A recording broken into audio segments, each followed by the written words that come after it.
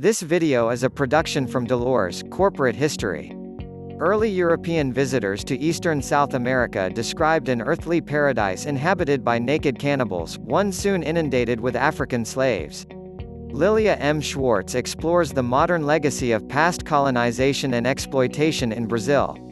Ideas of nature, and of natives, have played a major part in the way Europeans have portrayed Brazil throughout the country's history, or, rather, ever since Portuguese colonizers landed in a territory that was already densely populated by Amerindian people. On the one hand, the natural environment was portrayed as a paradise, an amenable climate, the absence of extreme weather, crystalline rivers, waterfalls set in verdant surroundings, fruit falling from the trees and dolphins leaping from the seas. Because of this, Portuguese America was considered to be an example of the placid tropics, with only insects interrupting the natural harmony of the landscape. But if nature was seen through an Edenic lens, the natives of this land were viewed with suspicion from the very start. In his letter to King Manuel I of Portugal dated 1 May 1500, explorer Pero Vaz de Caminha, a knight serving in the first European fleet to land in what's now Brazil on the 22nd of April 1500 described how the indigenous people went about naked with their private parts on display, and noted that the natives also engaged in polygamy, a habit he judged to be decadent. However, what most struck the first travelers was the practice of cannibalism. This was a people who ate their peers in order to sat their hunger. Without ever so much as stepping foot in Brazil, in the late 16th century the engraver Theodore de Bry made a fortune from his images of the country's natives greedily gnawing on the legs and arms of their enemies. Today we know that this was not cannibalism, but anthropophagy. The people were practicing a ritual whereby enemy tribes ate only the prisoners they considered to be worthy and strong. These were people who communicated through war, forming vast networks that quite clearly did not respect the boundaries created by Europeans. Both Europeans and the indigenous population found the other equally strange. The Portuguese traveller Pero de Magalhães Gandavo was certain of his claim, made in the 1570s, that the native peoples had no FLR, no faith, no laws, no king, in Portuguese, rei. Understood only in terms of what they lacked. In the majority of cases the Brazilians were thought of as groups of children.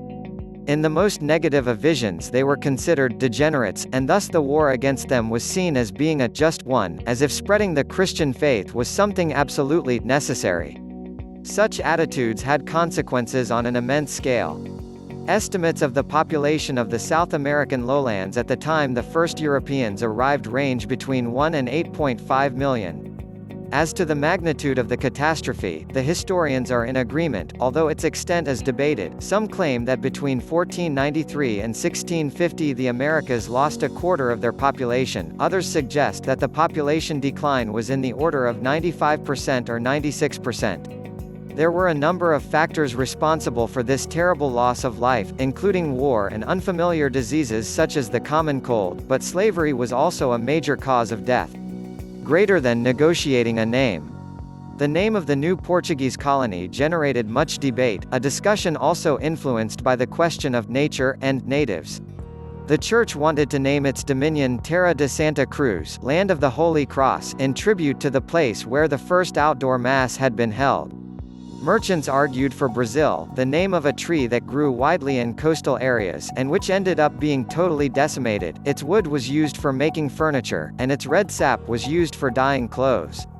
The market claimed victory in this initial battle just a dozen years after the Portuguese first arrived, and this corner of the New World came to be associated with the color red, the red of the dye from the Brazilwood tree, but also the infernal red of hell, which was how indigenous people and their anthropophagy were represented. The fact is that these different portrayals became jumbled together, with Brazil sometimes viewed as a place of biblical promise, at other times as the land of the devil. For many people this vision would become all too real, above all for the enslaved natives, as well as those enslaved people who were beginning to arrive from different parts of the European continent. The language of slavery entered the country and took its time in leaving. The arrival of the first African slaves, who were shipped mostly from Angola and West Africa between Benin and Nigeria, was recorded towards the end of the 16th century, when the cultivation of sugar cane was introduced. As nature adapted to the whims of the market, the soil experienced great cycles of monocultural production. Brazil's northeastern region, especially Bahia and Pernambuco, was the first area to prosper thanks to the sugar planted there, which guaranteed a steady supply of money until the end of the 18th century. From the late 17th century, news of the discovery of gold and diamonds in the region of Minas Gerais sparked a gold rush. This arid, flat shrubland, so unlike the fertile tropics, was given the designation Cerrado, denoting a closed or fenced-off zone. Finally, in the 19th century, it was the turn of coffee, referred to as black gold, that shifted the economic axis to the southeastern region, first to Rio de Janeiro, then to São Paulo. It was assumed that the soil had no limits, but that human arms were needed to extract its resources. This is why, in Brazil, the idea of manual labor was intimately linked to the African worker.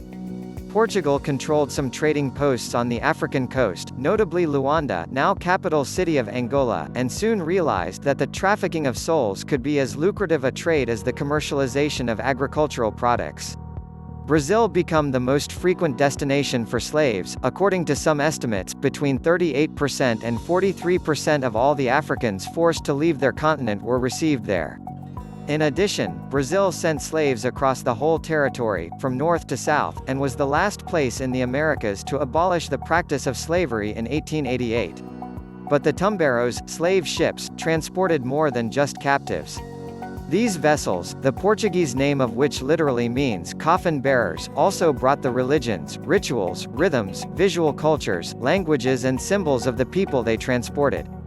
This process led to Brazil's Africanization, as it became populated by various groups of people who made indelible marks on the territory's social and cultural landscape. The forced coexistence of indigenous people, Europeans and Africans, quickly resulted in a mestiço, or mixed, society, albeit one characterized by the inequality in the different groups' relationships with one another. Mestiçism means mixture, but also separation, that is, cultural inclusion accompanied by a great deal of social exclusion. Slavery, because it was so widespread, ceased to be the exclusive privilege of the great landowners. Priests, soldiers, functionaries, craftsmen, merchants, small farmers and even freed slaves possessed slaves. Therefore it was much more than a mere economic system. It shaped the way people behaved, defined social inequalities, turned race and color into the traits of fundamental differences between groups of people, structured the etiquettes of obedience, and created a society conditioned by paternalism and strict hierarchy. It was a means of social communication, one that had grave consequences. Slaves in Brazil fought back in many ways. They killed their masters and plantation owners, fled into the forests, and mounted revolts. Right from the start, they never ceased to negotiate their conditions, fighting for leisure time, the means to support their families, and the right to practice their customs and worship their deities. They also tried to adapt their cultural practices, putting them in mestiço form. A good example is capoeira. The name comes from vegetation born after virgin forest is destroyed, but it took on other meanings as well. Originally a kind of fight, the practice often became described as a dance, quite the apt metaphor, a fighting style disguised as a dance, thus hiding its true intentions. But not every reaction was this subtle, and many were violent. Of course, a system based around the idea that one person can possess another can sustain itself only through violence. Slave masters would consult manuals, which circulated back and forth across the Atlantic, that offered advice about how to punish and control slaves. In response, many slaves escaped, had abortions, murdered and poisoned their masters, or killed themselves. There were also examples of organized insurrections in which the slaves' resistance led to the creation of quilombos, places where those who had escaped would come together. The term originated on the African continent, specifically in Angola, where it designated a kind of military encampment in which warriors would undergo rites of initiation and embrace military discipline. The proliferation of quilombos across the American landscape between the 16th and 19th centuries was the result of a complex variety of political situations. They were not just transitory, isolated places. They represented an alternative way of life while at the same time forming a part of the slaveholding society that surrounded them, with which they were intimately linked in a variety of ways. In the mid-18th century, Barraco do Tatu, a quilombo located not far from Salvador, was kept financially afloat through robbery, which it achieved by maintaining a complicit relationship with the community of slaves and freemen in the city. In the lower Amazon region, in the far north of the country, slave refuges were established on the white water of the river in a densely forested area near the border with Suriname. The biggest community of escaped slaves, however, and possibly the one that survived the longest in Portuguese America, was Palmares. This Quilombo's original nucleus comprised around 40 slaves who had escaped from a mill in the state of Pernambuco in 1597.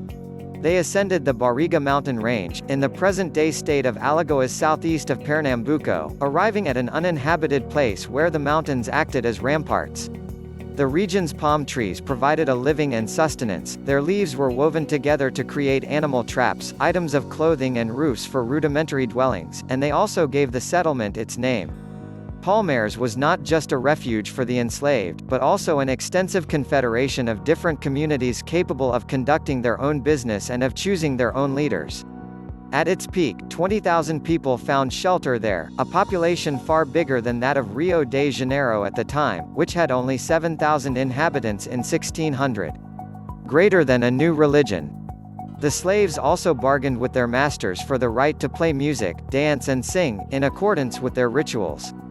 This gave birth to Candomblé, a name given to a set of reconstructed religious practices that from the 19th century onwards, took the traditions of Africa's Yoruba people, together with some other West African influences, as its base.